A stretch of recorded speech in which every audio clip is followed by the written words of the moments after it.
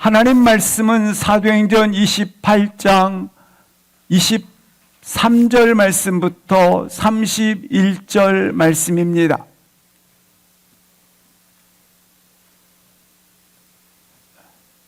사도행전 28장 23절 말씀부터 31절 말씀 함께 합독하십니다. 그들이 날짜를 정하고 그가 유숙하는 집에 많이 오니 바울이 아침부터 저녁까지 강론하여 하나님의 나라를 증언하고 모세의 율법과 선지자의 말을 가지고 예수에 대하여 권하더라. 그 말을 믿는 사람도 있고 믿지 아니하는 사람도 있어 서로 맞지 아니하여 흩어질 때에 바울이 한 말로 이르되 성령이 선지자 이사야를 통하여 너희 조상들에게 말씀하신 것이 옳도다. 일러스되 이 백성에게 가서 말하기를 너희가 듣기는 들어도 도무지 깨닫지 못하며 보기는 보아도 도무지 알지 못하는도다. 이 백성들의 마음이 의둔하여져서 그 귀로는 둔하게 듣고 그 눈은 감았으니 이는 눈으로 보고 귀로 듣고 마음으로 깨달아 돌아오면 내가 고쳐줄까 함이라 하였으니 그런즉 하나님의 이 구원이 이방인에게로 보내어 준 줄 알라. 그들은 그것을 들으리라 하더라. 없음. 바울이 온 이태를 자기 셋집에 머물면서 자기에게 오는 사람을 다 영접하고 하나님의 나라를 전파하며 주 예수 그리스도에 관한 모든 것을 담대하게 거침없이 가르치더라. 아멘. 비전 선포를 통해서 혹 눌린 것과 상한 것과 또한 매여 있는 모든 것에서 승리와 아름다운 창대함과 아름다운 비전들이 우리 안에 충만히 회복되어지기를 선포합니다. 힘차게 선포하십니다. 하나님은 우리의 미래이십니다. 예수님은 우리의 축복의 통로이십니다. 성령님은 우리의 능력이십니다. 아멘. 주님의 이름으로 문안 인사하겠습니다. 우리 김산돌 집사님, 이사랑 집사님, 이진영 집사님, 우리 김유진 집사님, 저희 뒤에 이 김유진 집사님 사랑합니다. 우리 윤정아 반주자 권사님 사랑합니다. 축복이 함께 있기를 기도합니다. 아멘, 아멘. 할렐루야, 아멘. 우리 아무래도 이진영 집사님이 임명이 딱 되니까 우리 이유경 권사님이 얼굴이 환해지시고 장로님이 얼굴이 밝아지셨어요. 할렐루야. 할렐루야. 할렐루야. 할렐루야. 아름다우신 이름, 놀라우신 이름, 영원부터 영원까지 찬양받기에 합당하신 우리 하나님께 뜨겁게 전심으로 큰 박수로 영광을 올리시겠습니다. 할렐루야, 할렐루야, 할렐루야, 아멘. 하나님을 기대하십시오. 표대를 향하여 달려가십시오. 성령 충만하십시오. 말씀 충만하십시오. 하나님 우리 가운데 열어주시는 새로운 아름다운 시즌이 다시 한번 충만하게 기대되기를 기도합니다. 할렐루야, 할렐루야, 아멘, 아멘. 우리가 우리 인생 속에 열망해서 가지고 있었던 기도 제목들이 응답되어지고 또한 그렇게 간절하게 기대했던 것들이 성취되는 놀라운 축복들이 우리 가운데 열리기를 기도합니다. 그러나 이것보다 하나님께서 사람을 지으신 목적, 예배를 받고자 함이라 라고 말씀하고 있습니다. 이보다 더 아름답고 더 먼저 하나님의 거룩한 예배 자리로 하나님의 은혜로 초대되었다는 사실, 더 깊고 영화로운 하나님의 예배 자리로 초청되었다는 이 사실이 우리 가운데 강렬하게 우리 인생 속에 주어진 가장 아름다운 축복임을 잊지 마시기를 바랍니다. 우리 인생의 가장 큰 축복, 보좌 앞에, 하나님 앞에 놀랍게 깊고 영화로운 예배 자리로 초청되어진 그 거룩하신 하나님의 초청을 늘 잊지 마시기를 바랍니다. 이것은 하나님의 날 사랑하심에 대한, 하나님을 향한 나의 부복의 의지이며 동시에 그의 사랑하심에 대한 거룩한 결단이기 때문에 그렇습니다. 예배하는 거룩한 손으로 다시 한번 일어나시기를, 가난한 심령으로 하나님의 임재를 갈망하는 예배자로 세움받기를, 우리 자신을 드리는 찬송가 27장에 주의 보좌 앞에 천한 몸 이르러 드려지는 예배자로 서 있기를 주의 이름으로 기도합니다. 이 세대에 다시 한번 예배의 부흥이, 아니 나의 심령 속에 타오르는 예배의 갈망이, 하나님께서 우리 세대에 예배의 불꽃이 다시 타오르기를, 예배의 불꽃이 다시 이 세대 가운데 타오르기를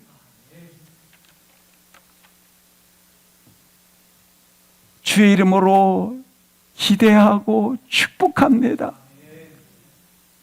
바울은 몰타섬에 도착하여 3개월의 시간을 보내게 된 후에 그는 최종 도착지인 로마에 이르렀다고 본문은 말씀해 주고 있습니다.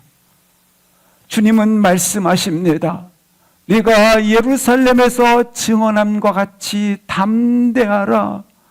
너는 반드시 로마에서도 이르러 이 복음을 전하게 되리라.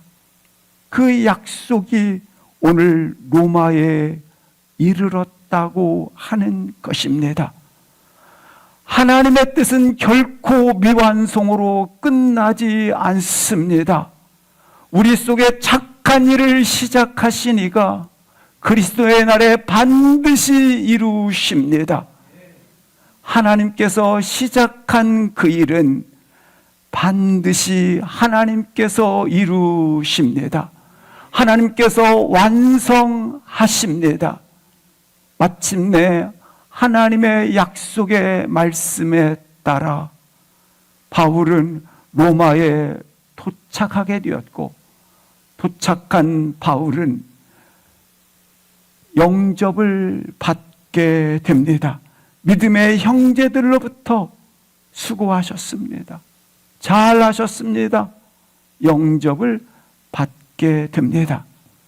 그리고 그는 죄수의 몸으로 로마에 입성해 있기 때문에 죄수의 신분으로 감옥에 갇힐 수밖에 없었지만, 분명한 것은 빌립보 교회에서 헌금을 해주고 하나님의 은혜로 그는 마치 가택연금을 받은 것처럼 구금을 가지게 된 것입니다.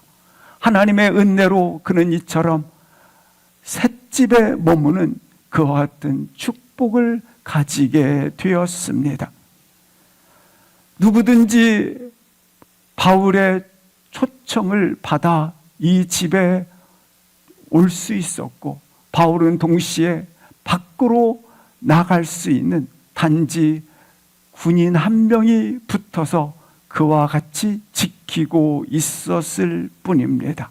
그래서 바울은 사람들을 초대하여 그곳에서 말씀을 강론하고 그리고 집회를 여는 그와 같은 은혜의 시간을 펼치게 됩니다.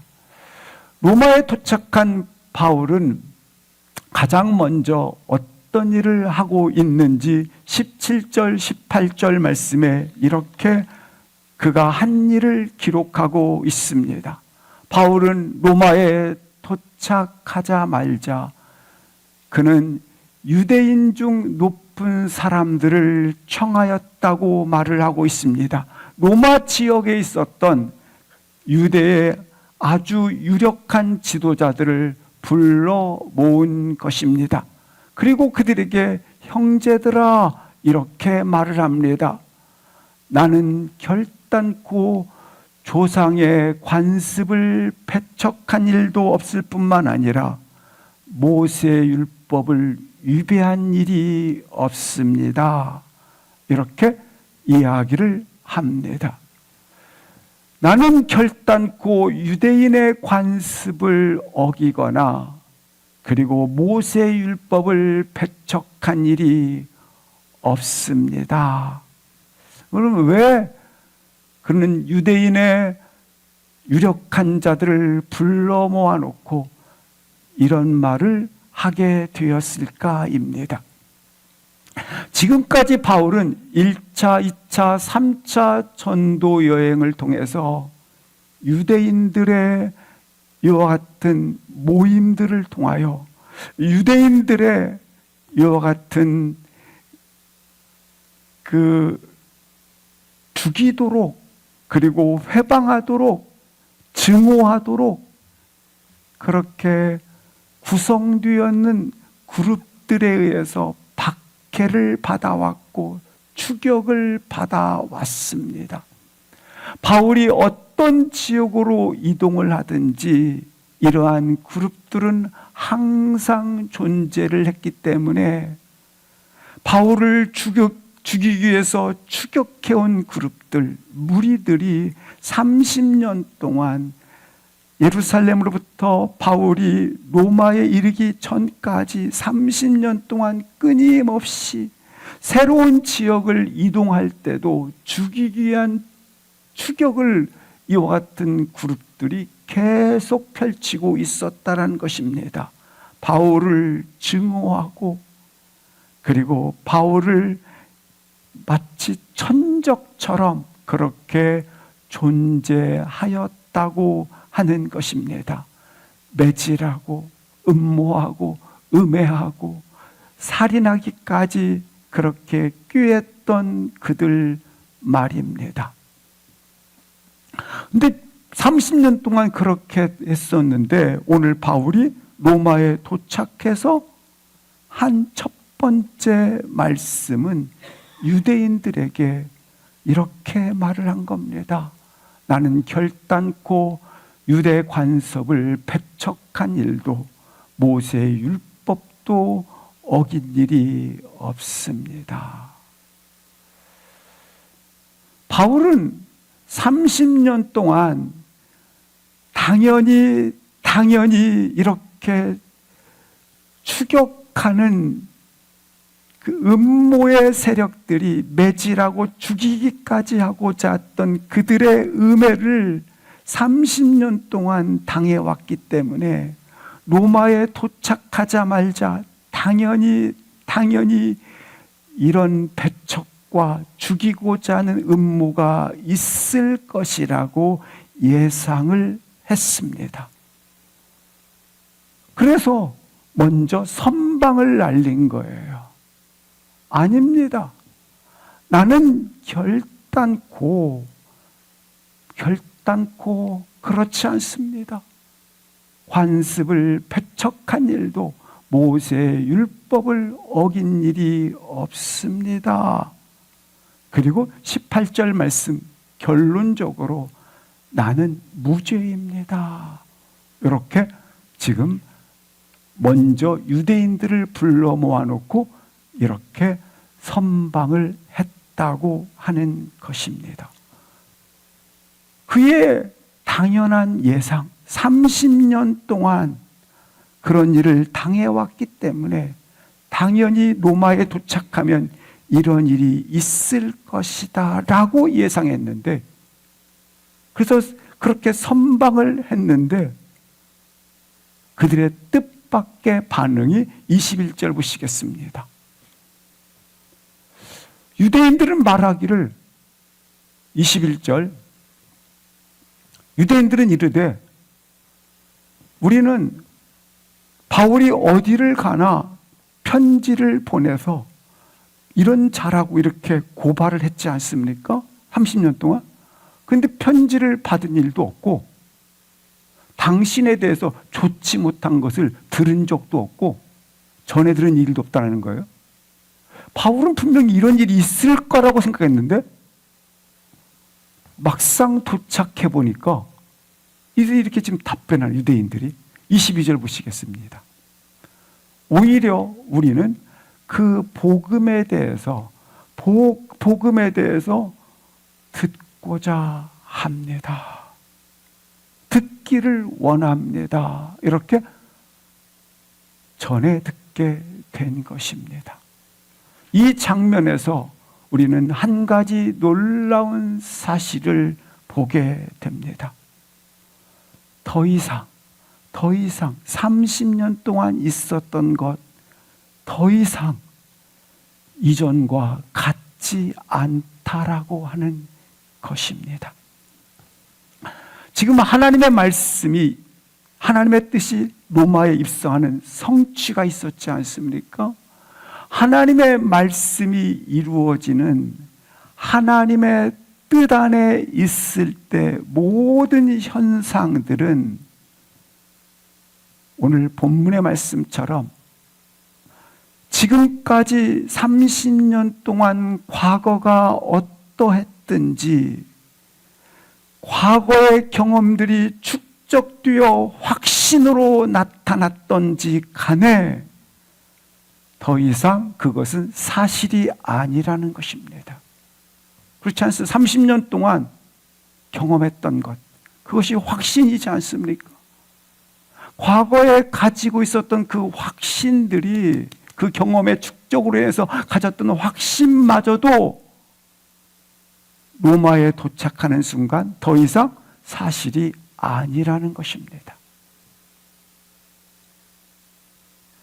우리가 삶 속에서 항상 과거의 연속으로, 과거의 반복으로 살고 있는 것을 말하고 있는 거예요.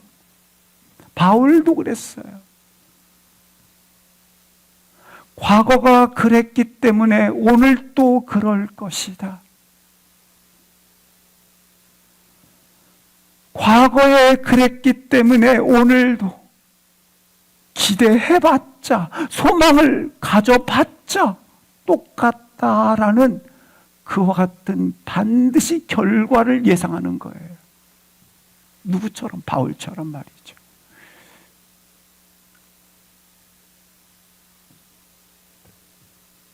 기대해봤자, 소망해봤자 오히려 기대하는 것이 두려운 것이에요. 절망을 안겨다 주고 기대했기 때문에 오히려 상처를 안겨주고 오히려 이처럼 실망이 될까 봐 기대하는 것 자체도 이게 우리 안에 거부감을 가질 수 있다라는 말입니다. 왜? 과거에 그랬으니까. 예컨대 가족 전도가 있어요. 그래서 계속해서 가족 전도를 과거에 해왔어요. 던져봤자 여태까지 세상 말로 씨알도 안 먹히는데 어디서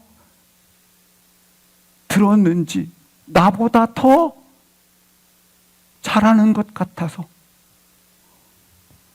이것에 대해서 반응하지 못하는 나 자신은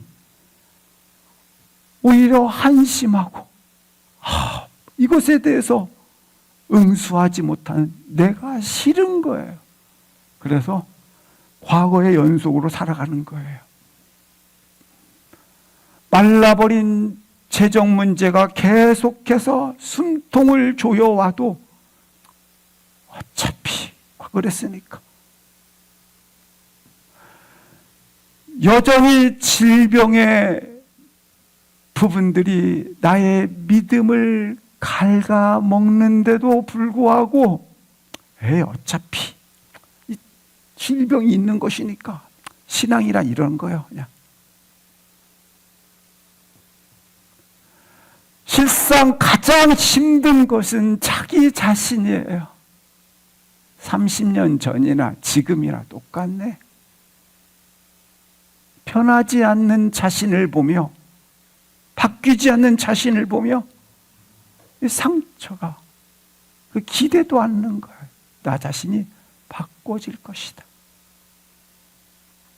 나의 가장 높은 과거의 장벽들은 나 자신의 절망의 연속, 쌓여진 과거들의 연속성, 반복성에서 나오는 경험이 남긴 과거의 선입견과 편견들이 꽉 이걸 자리 잡고 있어요. 이 자리 잡고 있는 편견과 선입견이 오늘도 소망하지 못하게 하고 기대하지 못하게 하고 오늘도 똑같네 뭐.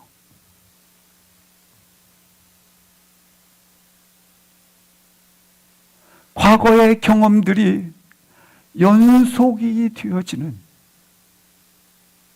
우리가 그럴 수 있어요. 30년 동안 그랬으니 로마에 이르러서도 오늘도 그럴 것이라는, 또 이것에 대해서 말을 할 때도 보면 다 과거의 연속으로 말을 합니다. 이것이 바울의 마음이었어요.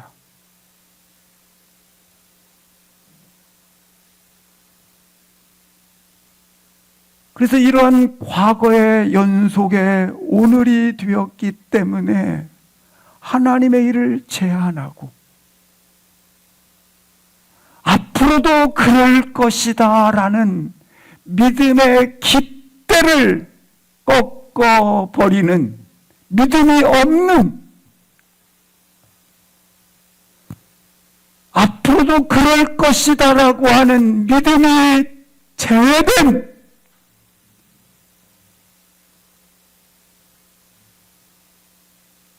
이 깃대를 부러뜨리는 생각이 나로 그렇게 과거에 그랬으니 오늘도 그럴 것이다 라는 믿음이 전혀 개입되지 않는 이 생각이 무엇이 되었는가? 그때마다 우리가 꼭 기억해야 할 것은 하나님의 뜻이 오늘 본문에서 이루어졌지 않습니까? 하나님의 뜻이 이루어지는 그와 같은 하나님의 때가 되면 이전과는 같지 않다라는 분명한 인식을 가질 수 있기를 주의 이름으로 기도합니다.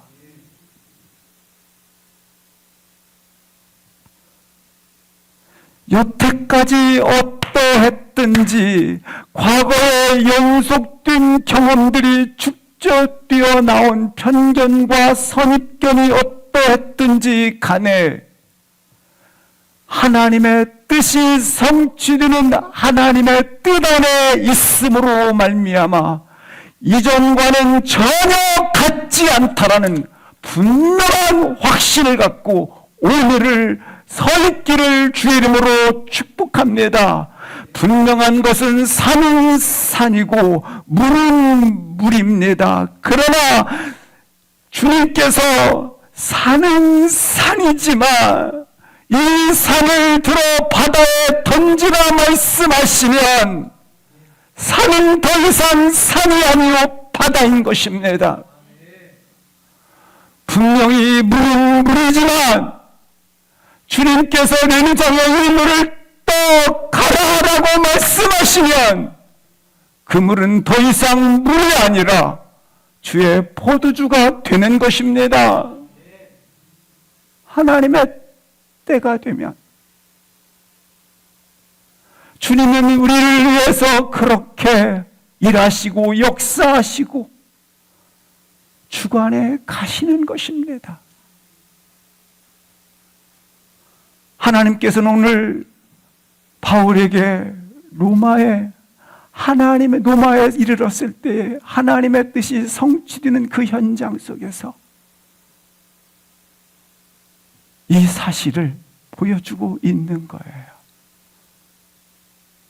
사랑하는 성도 여러분, 이 축복, 나의 로마에서는 다릅니다. 바울이 로마에 이르렀잖아요. 다르잖아요. 나의 로마에서는 다른 거예요. 하나님의 뜻 안에서 나를 바라보면 오늘의 나는 다른 거예요. 모든 것이 새로워지고 모든 것이 이전과 같지 않은 거예요. 우리의 경험의 확신들로 쌓여 있는 것은 하나님의 말씀이 임하면 희미해지고 힘을 잃어버리는 것입니다. 지금 오늘 본문에 바울이 로마에 도착했을 때 반대하는 세력, 방해하는 세력, 그룹들이 있습니까? 죽이고자 추적하는 무리가 있습니까? 아무리 찾아봐도 없어요. 연약한 모든 육체들은 창조의 질서대로, 그 창조의 원형대로 회복될 줄 믿습니다. 산은 산이고 물은 물이지만 주님이 말씀하시고 말씀하신 대로 이루어질 때 더 이상 산은 산이 아니고 물은 문이 아닌 것처럼 주님이 내 인생에 말씀하시면 내 인생은 이와 같을 것입니다.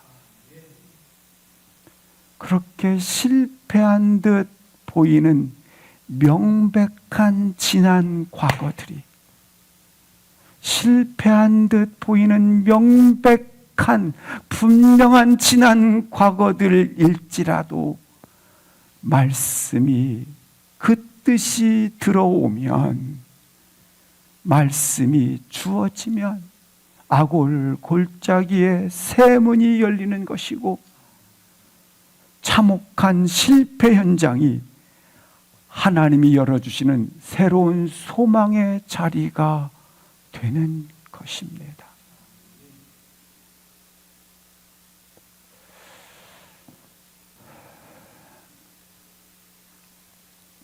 바울의 모습 속에서 바울이 이런 예상을 했지만 뒤집어서 예상 자체가 거의 100% 맞다고 생각할 수 있습니다. 그렇다면 바울이 여전히 로마에서도 이러한 그룹들이 있다라는 걸 그가 예상하면서도 뛰어들었다라는 거예요. 도전했다라는 거예요. 30년간 괴롭혔던 유대인 무리들이 로마에도 있을 것이다. 그들이 진을 치고 맞이할 준비를 할 것이다. 그렇다면 포기할 만 하지 않습니까? 우리도 지금 포기할 만한 일들이 너무 많아서 다 포기해버린 것들이 많잖아요. 포기할 만하지 않습니까? 그런데 로마에 들어온 후 3일 만에 불 보듯이 뻔한 그 장벽을, 불 보듯이 뻔한 그 장벽을 향해 다시 돌진하고 다시 도전하고 열릴 때까지 다시 두드리고 얻기까지 구하고 있어요. 바울 사도의 원칙이었던, 그는 이방인의 사도였지만 항상 이방인보다 어느 곳에 있든지 유대인들에게 먼저 복음을 전하고 있습니다. 분명히 전할 때에 고통, 상처, 외로움, 밀려오고 있는 이 맹렬한 살인의 추적이 있을지라도 포기하지 않고 결코 포기하지 않고 결코 지지하지 않고 오늘 이 걸음을 달려가고 있는 것입니다. 사랑하는 성도 여러분, 실패와 그리고 상처가 두려워 도전하지 않는 것은 당신이 죽었기 때문에 그렇습니다.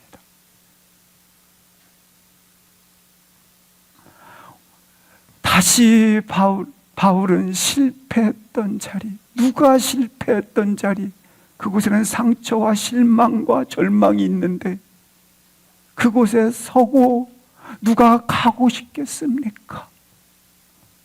누가 다시 거기에 서 있겠습니까? 어찌 보면 공포처럼 느끼지 않습니까? 두려움으로 느끼지 않겠습니까? 실패했던 자리에 다시 서기 때문에 서고 싶지 않고 가고 싶지 않아요. 마치 트라우마처럼 말입니다. 그러나 패배의 가능성을 맛보았던 자리, 여전히 패배의 가능성을 안고 있는 자리라 할지라도, 상처의 자리를 안고 있는 자리라 할지라도 다시 돌진할 수 있기를, 다시 열릴 때까지 두드릴 수 있기를, 다시 얻기까지 구할 수 있기를, 믿음의 용기가 불처럼 타오르기를 주의 이름으로 축복합니다.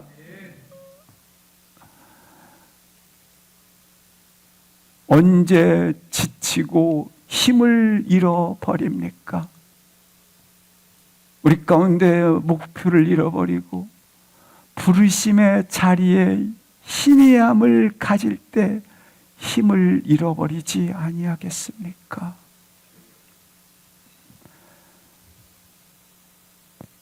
우리 안에 다시 한번 뜨겁게 불처럼 오늘 지금 우리 안에 이 현실 속에서 부르심의 열망이 타오르기를 주의 이름으로 불꽃처럼 믿음의 용기가 일어나기를 주의 이름으로 축복합니다.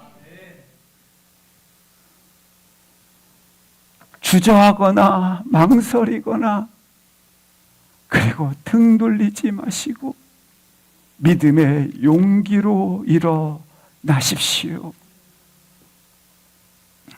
이제 바울은 23절 말씀에 보면 날짜를 정해서 그 수많은 사람들이 바울이 있는 숙소로 많이 왔다고 말씀을 하고 있습니다.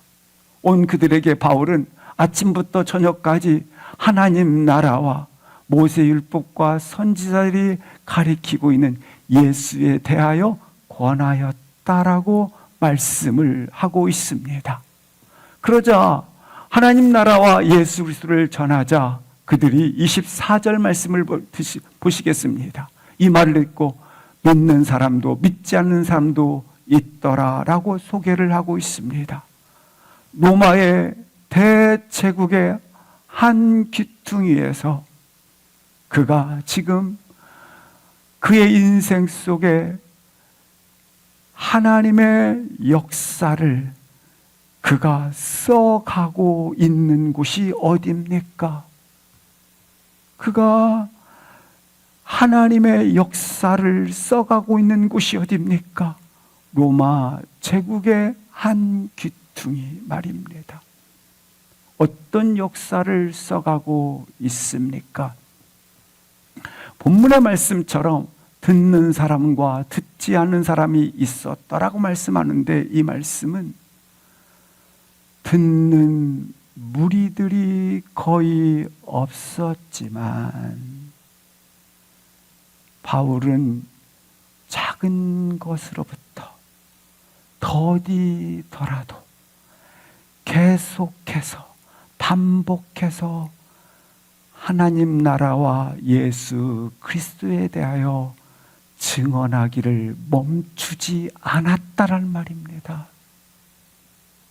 사랑하는 성도 여러분, 더디고 느리고 작은 것처럼 보인다 할지라도 하나님 나라와 예수 그리스도를 증언하는 일을 멈추지 마시기를,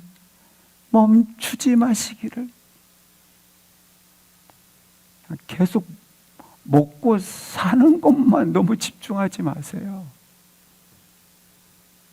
하나님께서 일용할 양식 주셔요.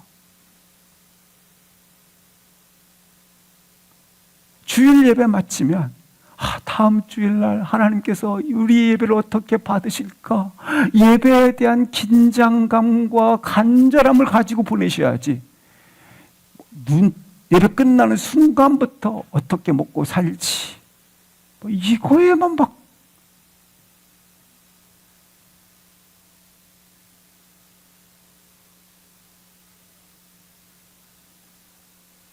우리 사랑하는 성도 여러분, 계속해서 반복해서 더디지만 느리지만 작은 것이지만 계속 증언을 하였다라는 것입니다. 아멘. 아멘. 아멘. 30절 31절 합독하시겠습니다. 30절 31절 시작.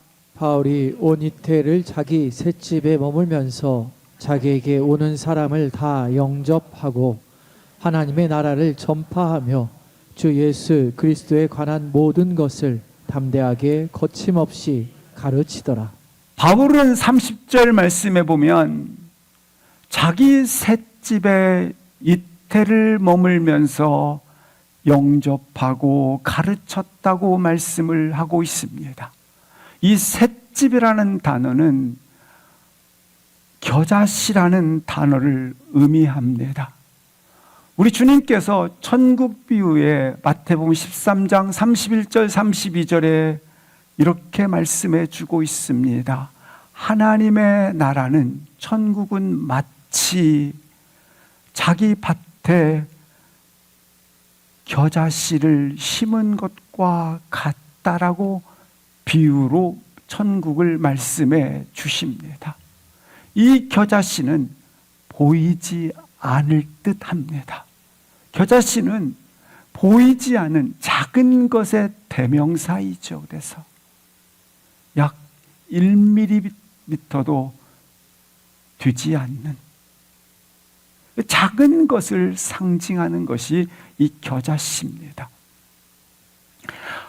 예수님께서 하나님의 나라는 마치 이 겨자씨처럼 시작되었다라는 것입니다.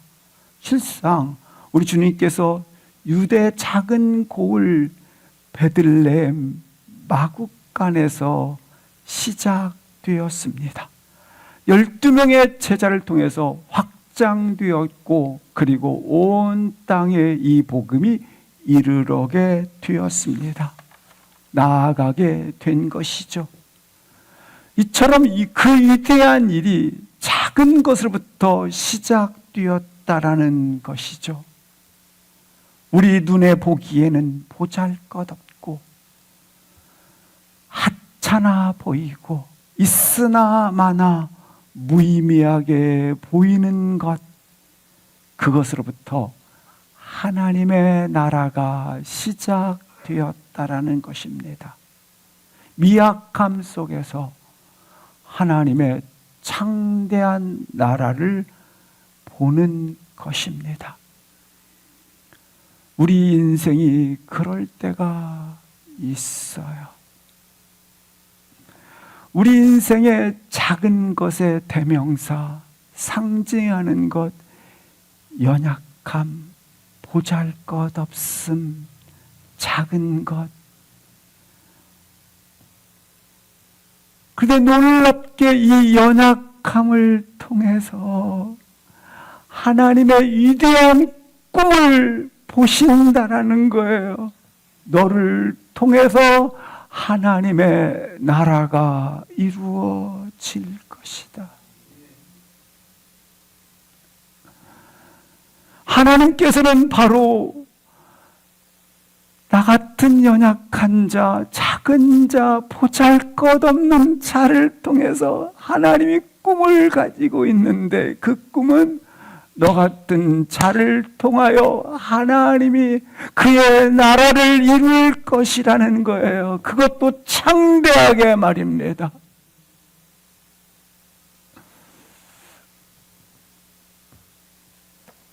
이것은 사실이에요. 하나님이 우리 가운데 말입니다. 이 땅에서 크리스찬으로 산다는 것, 우리 같은 작은 교회에서 세대의 변화, 시대의 예배의 부흥 외치고 선포한다라는 것이 너무 미미하고 너무 작아서 말이 되냐?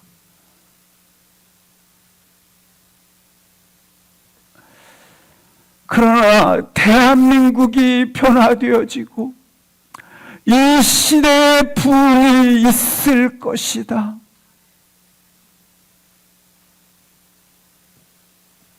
외치고 소망을 하면서도 정말 그런 일이 일어날 수 있을까? 정말 부흥이 있을까? 정말 진정으로 세대의 변화를 일으킬 수 있을까?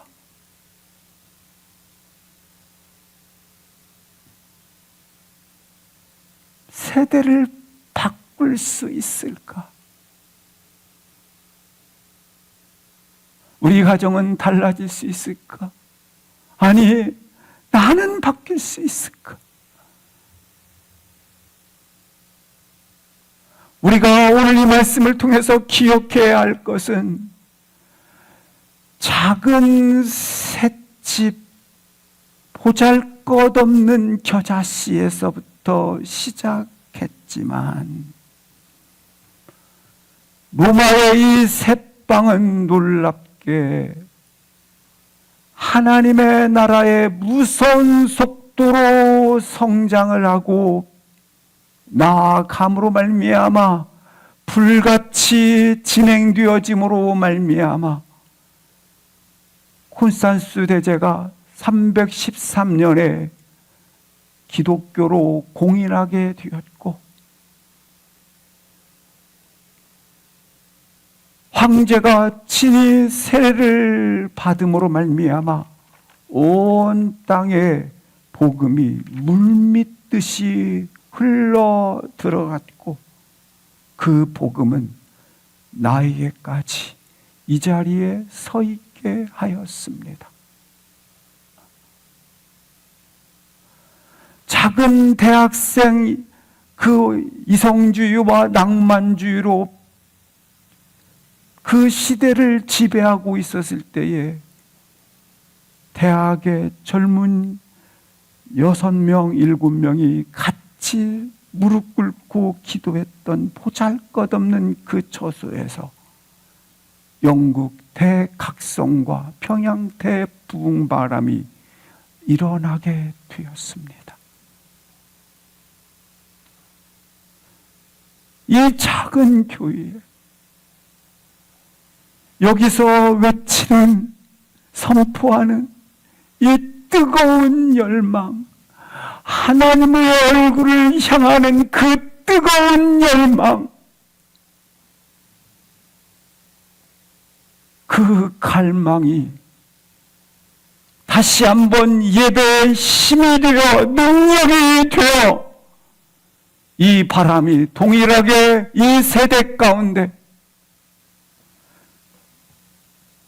예배의 힘이 되어 놀랍게 전 세계를 변화시킬 수 있는 기적과 같은 일들이 우리 안에 일어나기를 기도합니다.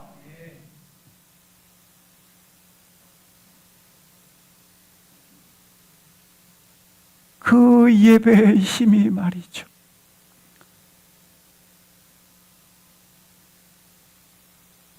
우리의 예배의 힘이 총력을 다해서 쏟아나와지기를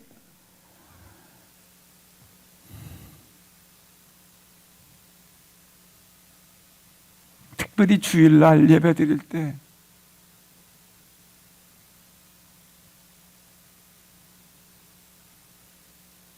캔멜 몰간 목사님이 그리고 초기 기독교 때 평양 대부흥 때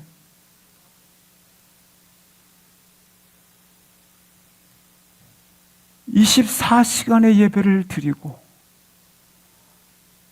17명, 20명이 모였던 그 예배가 일주일간을 예배드리고 일주일 예배드렸는데 더 많은 곳에서 하나님의 사람들이 몰려들기 시작하자 그 다음 주에도 계속 24시간 예배.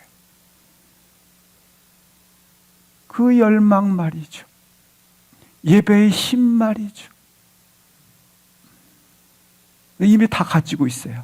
예배는 1시간, 그리고 11시 탁탁 이 안에서 오늘 다시 한번 예배의 힘이 우리 안에 나오기를 축복합니다. 예배의 힘이 일어날지어다. 할렐루야. 저는 이 믿음의 사람들을 통해서 반드시 하나님의 일들이 펼쳐지고 열릴 줄을 믿습니다. 작은 새빵에서부터 시작된 미미한 하나님 나라의 시작점. 그러나 그것은 노마를 바꿨고 세상을 바꿨습니다. 이제 오늘을 살고 있는 우리 차례입니다. 오늘을 걸어가고 있는 그 바톤을 놀랍게 성경은 내 차례라고 성경을 우리 가운데 건네 주었습니다. 네 차례다. 네 차례라고 말이죠.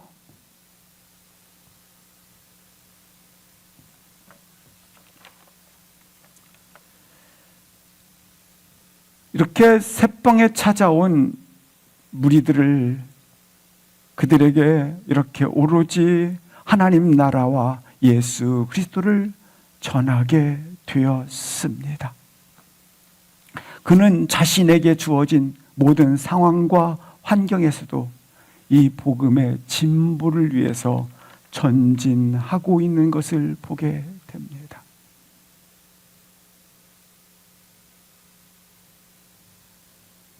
사도 바울은 말년에 이르러 있습니다. 지금. 근데 그는 이미 몸에 지니고 있는 질병으로 몸이 쇠약해 있었을 뿐만 아니라 태장을 맞고 배에 또한 강도의 위험에 노출되어져 고문으로 인해서 그는 몸이 쇠약해질 대로 쇠약해져 있고, 어찌 보면 가장 열악한 조건인 헛간에부터, 그런데 거기서부터 모든 악조건과 비참한 상황 가운데 분명한 것은 더욱더 선명하게 더욱더 빛을 발하는 옥중서신을 쓰게 됩니다. 빌립보서, 에베소서, 골로새서, 빌레몬서 말입니다.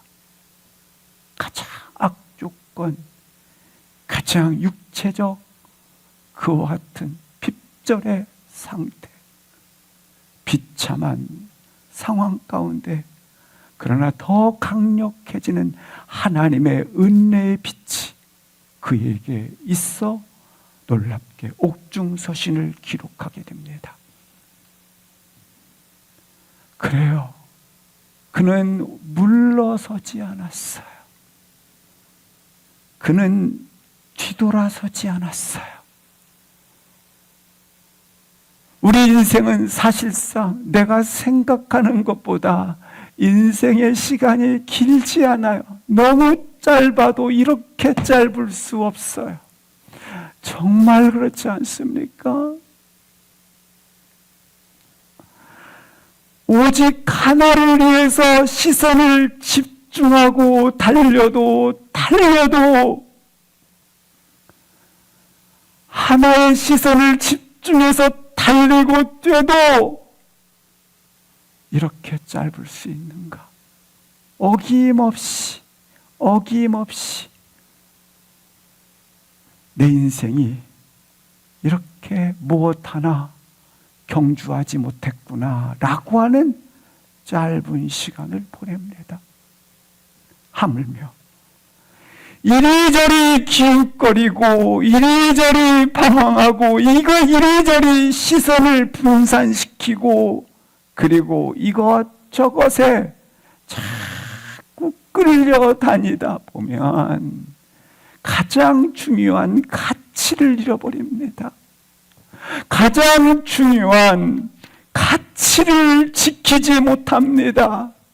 사랑하는 성도 여러분, 한 가지 가치에 시선을 모아 주십시오.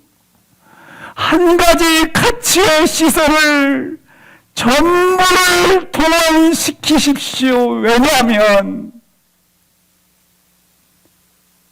당신은 너무 인생이 짧아요. 분산시키면 아무것도 태울 수 없고 아무것도 일으킬 수가 없습니다. 그 영원한 가치를 위해서, 그 영원한 가치, 그것을 위해서 다른 모든 것들을 소멸시켜 가셔야 합니다.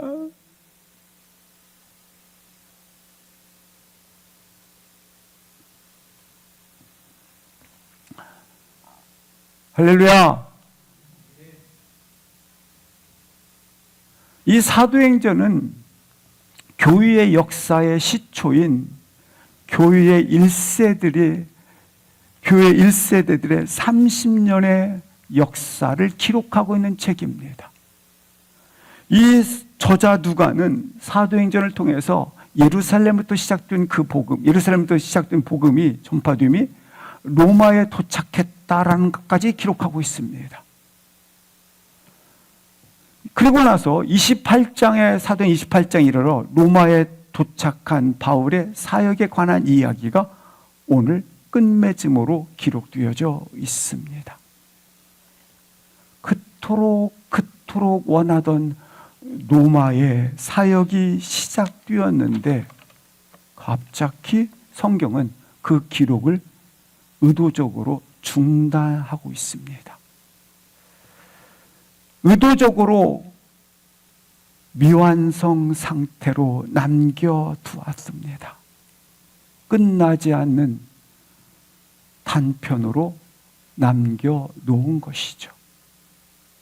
누가복음 9장부터 오늘 28장까지 그리고 기록을 한 것은 누구 중심으로, 주인공을 중심으로 누가가 기록을 하지, 저자인 누가가 기록하지 않았습니까?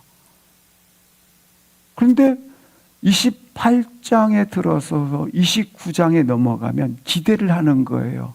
아, 바울이 디모데후서를 그가 옥중에서 서신을 보내면서 결국은 공개적으로 참수형을 당한다는 것을 누가가, 저자인 누가가 알고 있을 뿐만 아니라, 그래서 이와 같은 놀라운, 그와 같은 영광스럽게 바울이 참수형을 당했다라고 29장에 기록하면서 바울의 인생 여정을 설명할 수 있지 않습니까? 기록할 수 있습니다. 그런데 그것마저도 빼버리고 의도적으로 사도행전은 28장에서 끝맺음을 갖습니다. 왜일까요? 왜 로마의 여정에서 기록도 남기지 않고 중단할까요? 그 이유는 단 한 가지입니다. 그 이유는 단 한 가지. 사도행전 29장은 당신이 이제는 주인공이 되고 당신이 이제는 저자가 되었으니 당신의 삶의 여정을 29장에서 그렇게 기록을 당신이 직접 기록해 놓으라는 거예요. 당신에게 삶의 여정을 누가가 던져 놓은 거예요. 다윗의 예배 행렬을 함께 포함되어져 걷는 분들이요, 이 시대의 진정 예배자들이요, 이제 이 29장의 위대한 기록을 당신이 직접 주인공이 되고 당신이 직접 저자가 되어서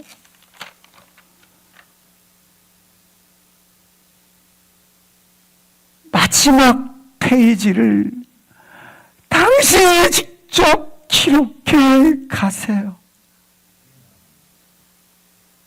당신.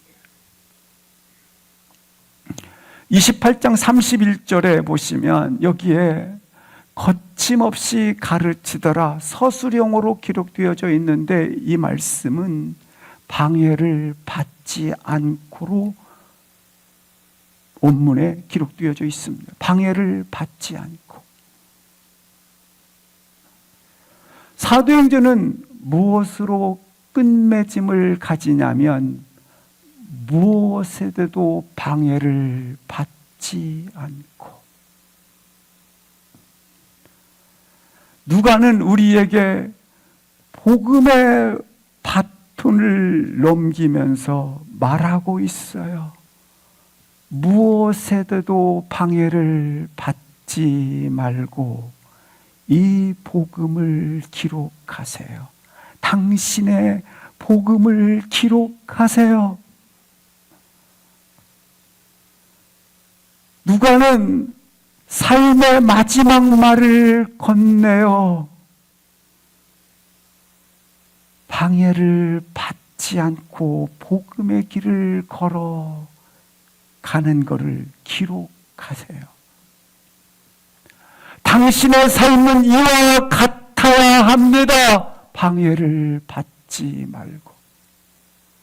바울이 육신의 굉장히 극심한 약함 가운데도 오늘 본문 거침없이 방해를 받지 않고, 지금 감옥에 갇혀 있는 상황이지 않습니까? 감옥에 갇혔을지라도 방해를 받지 않고, 지금 참혹한, 누가 지금 네로트마 도미티안, 트라잔, 마르크스 아울레 이런 자들이 지금 10대 박해가 이루어지고 있는 그 현장이 아니겠습니까? 그런 위협의 현장에 있을지라도 방해를 받지 않고 바울이 이와 같이 외면당하고 버림당하고 홀로 있지 않겠습니까? 당신에게 수없는 고독과 외로움이 밀려온다 할지라도 방해를 받지 않고 어떤 것에도 방해를 받지 않고 29장을 기록하세요. 이 방해를 받지 않고는 어두침침한 상태를 말하는 것이 아니고 아주 찬란한 빛 가운데 그 능력의 힘이 나타내는 그러한 표현이 되겠어요. 아무 것에도 방해를 받지 마시고 당신이 홀로 있든지 당신이 지금 재정적 상태가 이러하든지 당신이 이런 위협 가운데 위기 가운데 있다 할지라도 이것으로부터 방해를 받지 마시고 29장을 복음의 일기를 써 가세요. 지금 이 본문은 있죠. 사악한 로마 정부가 지금 죽이고자 엿보고 있는 전체 상황이에요. 그런 가운데 이걸 외치고 있는 거예요.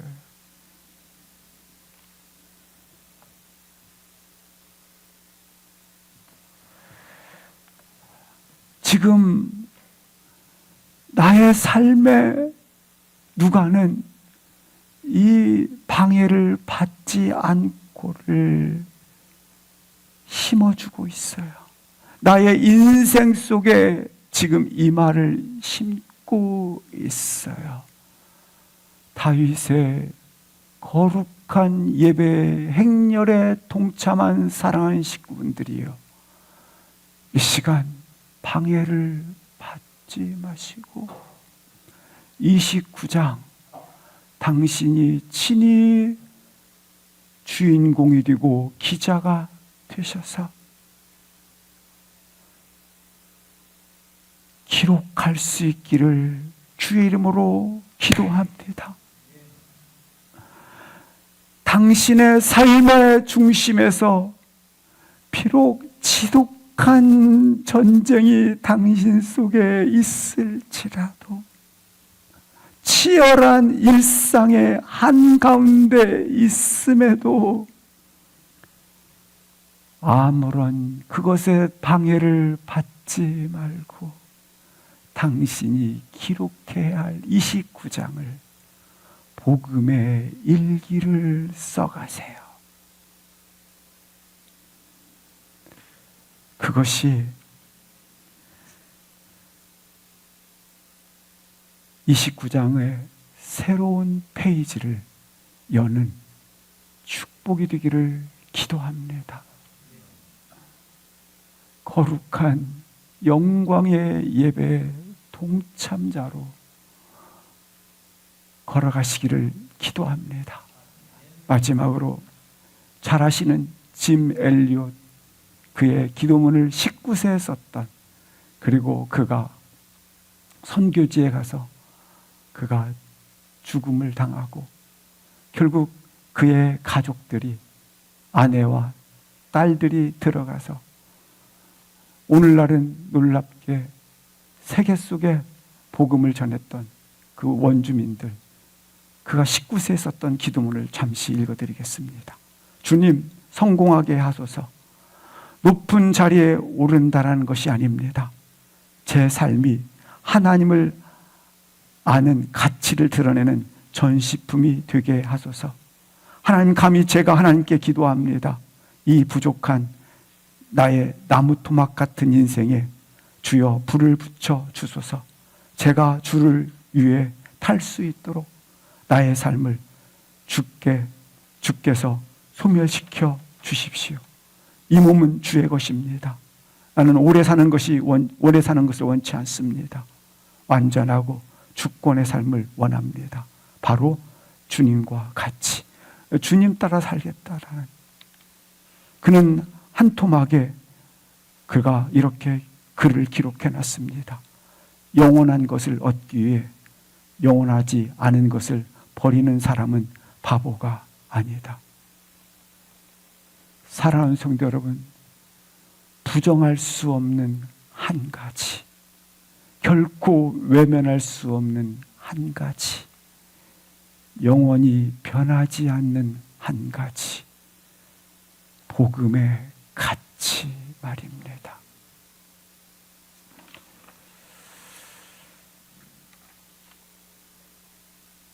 사도행전 29장의 페이지, 가장 작은 것이라 할지라도, 미약한 것이라 할지라도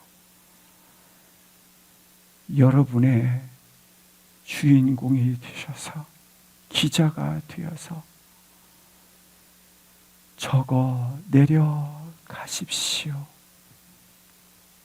이 거룩한 행렬에 포함되어 있기를 주의 이름으로 축복합니다. 우리 함께 일어나셔서 같이 함께 통성으로 잠시 기도하시겠습니다.